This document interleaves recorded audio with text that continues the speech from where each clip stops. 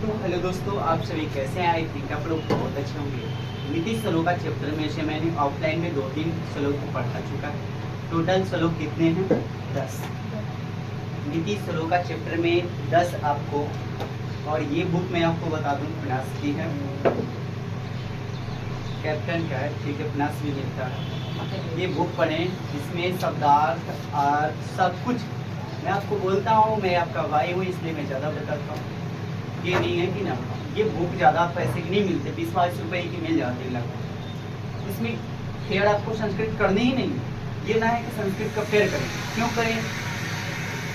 पढ़ने नहीं आता अपने टीचर के पास जाएं और पूछ लें कि हाँ इस एक चैप्टर को हमको पढ़ाएं कि हम कैसे पढ़ें, कैसे करना है फेयर। खुद अपने घर पर फेयर कर सकते हैं। समय बच गया साल भर का, एकदम बिल्कुल समय बच गया, फेयर आपके हाथों में हो गया। इसी प्रकार की हिंदी भी बुक मिलती है, उसमें भी आपका फेयर बच गया। अब बात रही हिंदी में थोड़ी एंसर लिखाने की, उसमें लॉन्ग रहता है। एक चैप्टर लिखवा लें, बोले कि हमको किस प्रकार से छांटना है वैसे आप क्या हिंदी के फेयर कर लें कोई दिक्कत नहीं, बट संस्कृत ईजी होती है। आइए चलते हैं। उसके बाद हिंदी व्याकरण पढ़ लोगे तो काम हो जाएगा। संस्कृत व्याकरण लगभग तो एक ही हो, बैठ गया लग रहे हो, बैठ गए। दोस्तों मैंने इसमें इम्पोर्टेंट मैं आपको बता दूं कौन कौन से इसका अर्थ लिखना है, आपको याद रखना है और कब याद रखना है। एक बार पढ़ लो, एक बार याद कर लो, और अब भी जब एग्जाम है ना आपका, मैं बोल रहा हूँ ना, केवल अर्थ याद करो, शब्दार्थ याद कर लो, अर्थ मत याद कर लो। एक बार अर्थ को पढ़ लो मात्र, और शब्दार्थ केवल याद रखो कि इसका मतलब क्या होता है। एग्जाम में जैसे आप बैठिएगा ना तब आपको लिखने आ जाएगा। इधर उधर कर करके सेंटेंस बना करके लिख सकते हो, आपका एग्जाम में नंबर मिल जाएगा। दोस्तों मैं आपको ये वाकिफ कर दूं कि इसमें 10 जो है, 10 में इम्पोर्टेंट कौन था जो बार बार एग्जाम में कभी ना कभी पूछे गए हैं। उसमें है नंबर 1, नंबर 2 याद हो गया, okay, number 4, number 6, number 7, number 8, बस हो गया। दोस्तों इतना नहीं, 8 तक आपको इतना अगर हो गया तो आपका एक एग्जाम आ जाएगा। आइए चलते हैं। खुद करते रहो, समझता तो है नहीं, और बोल देते हो कि भैया संस्कृत हमके समझ में नहीं आता है क्योंकि हार्ड है। और संस्कृत इतना इजी सब्जेक्ट कुछ है ना आज के जमाना में। संस्कृत देखो जाकर के एग्जाम में हिंदी में सारे क्वेश्चन पूछे जाते हैं, हिंदी में छोटा छोटा आंसर पूछा जाता है। बस थोड़ा यही बात है, जितना माइंड लगाते हो मैथ में, साइंस में, उतना संस्कृत में माइंड लगाना पड़ेगा, दिमाग आपको लगाना पड़ेगा। क्या होता है, कैसे होता है, ध्यान देना क्या होता है। मैंने नीति श्लोका चैप्टर 7 चैप्टर से मैंने 10 श्लोका में से एक श्लोका लाया है, जिसमें 6 श्लोका की बात की जा रही है, छठे नंबर की बात कर रहा है। और छठे में इतना मस्त है, फिक्स याद करो, छठे में 6 दोषों को हटाने की बात करता है। ये जो श्लोक है, मनुष्य में 6 को निर्गुण आ जाते हैं, मतलब अच्छा गुण नहीं आ पाता है, सद्गुण नहीं आ पाते हैं। उन गुणों को हटाना चाहिए अपनी उन्नति पाने के लिए, अच्छा करने के लिए, अपनी शिखर पर पहुंचने के लिए, हमें अपने लक्ष्य को धारण करने के लिए 6 दोष को त्याग देना चाहिए। यही तो चैप्टर का हो गया नहीं।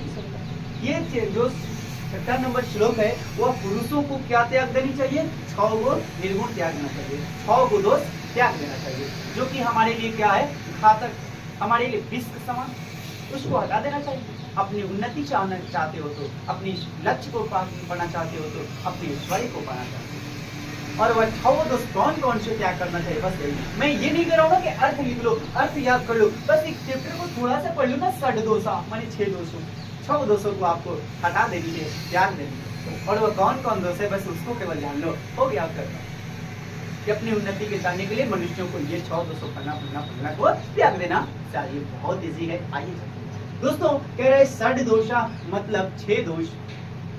पुरुष ने मतलब पुरुष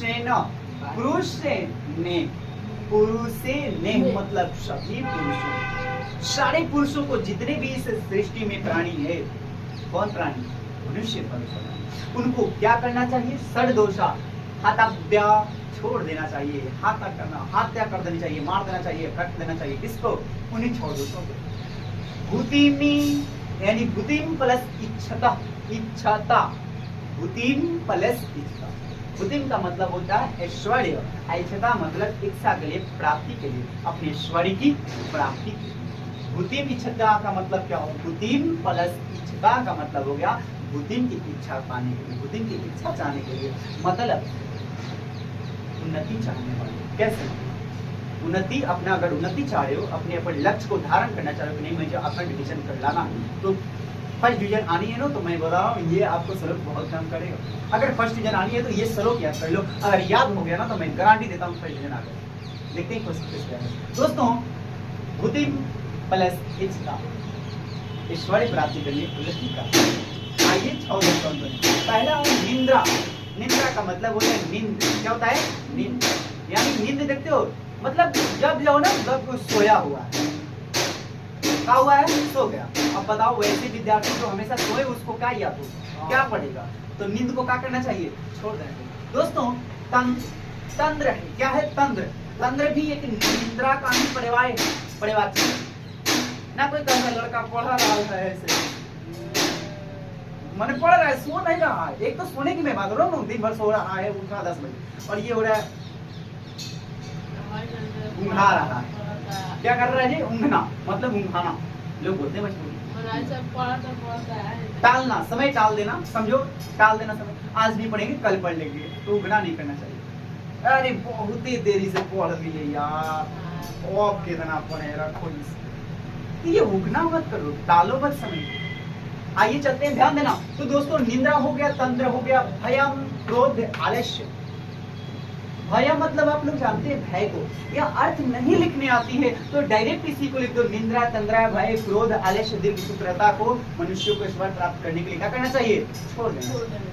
डायरेक्टली लिख दो ना, क्या दिक्कत है? 1 नंबर नहीं कटेगा। लेकिन मैं बता रहा हूँ भयम का मतलब होता है डर। क्या होता है? डर। मजाक करो, इसी में से मजाक कर रहा है। क्रोध का मतलब क्या होता है? क्रोध, गुस्सा करना, खिसलाना।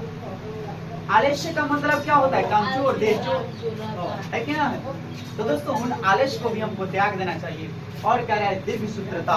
दीर्घ सूत्रता का मतलब होता है सूत्रता, समय लगाना। दीर्घ मतलब बड़ा समय लगा। कोई काम कर रहे हो ना, जल्दी पापा बोले थोड़ा माल गेड़ू तो बोझ कर आ जाओ, पापा बोले थोड़ा सामान लेते आओ, आप साइकिल चलाना है, स्पीड चला रहे तो धीरे धीरे, एक बार पानी डाले गाय में, एक बार चरा डाले, एक बार, मतलब काम में समय क्या कर रहे हो?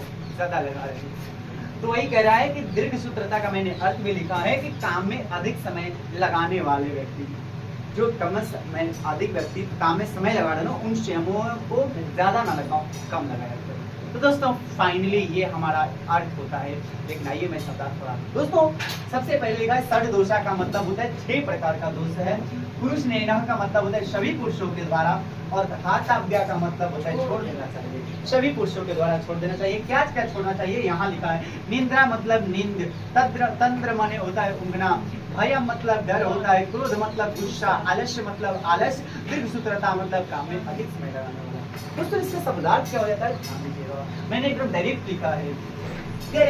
ईश्वर या उन्नति चाहने वाले। दोस्तों कभी भी पद लिखे ना, कभी भी किसी का अर्थ लिखे ना, तो लास्ट वाली चीजों को जरूर पकड़ लें, तभी आपको अर्थ मिलती है। बहुत कम लोग इसको बताएंगे। अगर हम ना भी पकड़े, शुरू से लिखना चाहें, तो सेंटेंस जो होती है वह तरीका की नहीं बन पाती है, हमारा कंप्लीट सेंस नहीं कर पाती है, पुण्य अर्थ नहीं दे पाता है, इसलिए थोड़ा सा हो जाता है। आइए चलते, बट संस्कृत में चलता है। दोस्तों मुतिम इच्छता का मतलब क्या होता है? ऐश्वर्य प्राप्ति करने के लिए। ऐश्वर्य प्राप्ति करने के लिए तय छोड़ देना चाहिए पुरुषों को, सभी पुरुषों के द्वारा 6 दोष। यानी हम लोग क्या ऐसे कहेंगे, क्या ऐसे करेंगे? अपने ऐश्वर्य की प्राप्ति करने के लिए मनुष्य को 6 दोषों को त्याग देना चाहिए। जैसे आप लिखें, मैं ये नहीं कर रहा हूँ कि मतलब जो मैं कहा हूँ वही लिखो, मैं ये नहीं कर रहा हूँ, आपको जैसे भी चाहिए। कह रहा है कि अपनी ऐश्वर्य, अपनी उन्नति, अपने लक्ष्य को पाने के लिए या 6 दोषों को, पुरुषों को 6 दोष को सभी पुरुषों के द्वारा क्या करना चाहिए? त्याग देना चाहिए, छोड़ देना चाहिए। वो कौन कौन सा दोष? कभी भी कोई भी काम कर रहे हो ना, मन से करो, चाहे किसी की नौकरी क्यों न करो,